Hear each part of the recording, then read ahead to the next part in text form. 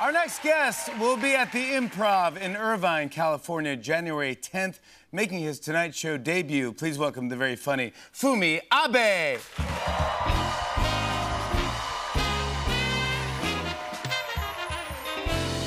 Thank you. Thank you so much. Thank you. It's good to be here. My name is Fumi. I speak Japanese, but I grew up in America, so the Japanese that I speak, I mainly learned it through textbooks.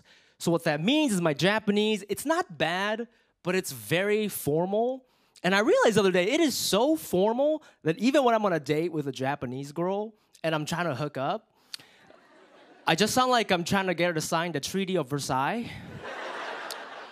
Like I was out with this girl recently, we were dancing at the club, and she says to me in a very sexy way, "Do you like the way that feels?" And what I wanted to say is, yes, it feels amazing. But what came out of my mouth was, "I derive many pleasures." She was like, "Okay, I guess the war is over. I don't know what that means." I started comedy when I was 24 years old, and I remember when I first started, my parents were very concerned, so I'll never forget this. I remember they sat me down and they had a little talk with me. They were like, "Hey, Fumi, listen, we think you're making a huge mistake, all right? First of all, you're not even the funniest person in the family, okay? Grandma, way funnier, okay? Second of all, there is no money in comedy. How are you gonna pay for stuff in New York? It's very expensive. We think you're gonna look back 10 years from now and say to yourself, where did my career go wrong?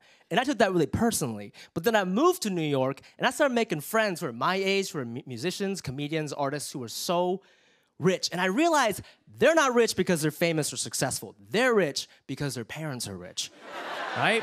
And their parents pay for everything. Yeah. Yeah, you guys know people like that, right? Right? Yeah, you know those people who like go get massages without using a Groupon? You know what I'm talking about? These heathens.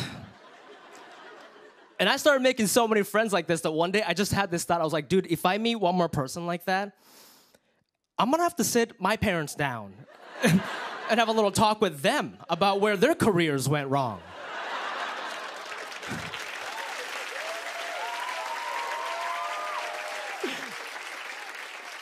Because they're looking at me like, why are you so poor? I'm like, I'm poor because you're poor. That is why I'm poor, okay? Why don't you go to law school, okay? You go.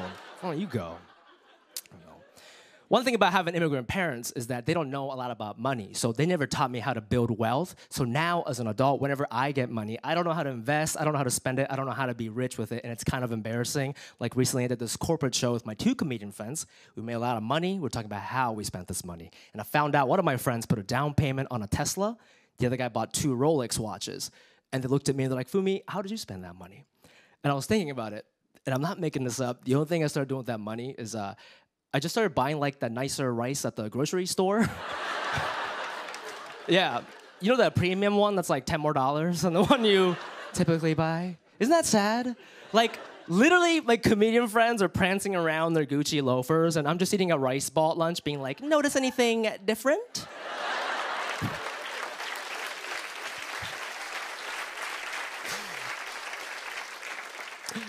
I don't know. I think about money a lot because I'm a millennial, and I feel like our whole thing is that we work very hard, but we don't have a ton of money in the bank account because the economy keeps messing with us, right? Like, let me ask you something. Clap if you're a millennial. Clap if you're a millennial.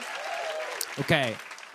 Now, clap if you're a millennial and you own a house. Okay. Those are all tourists. Those are all tourists. Okay? They're all from Ohio. We know that. We know that. And you know how I know that? Because every time I do this joke in New York or LA, people just start crying immediately. And the show is over.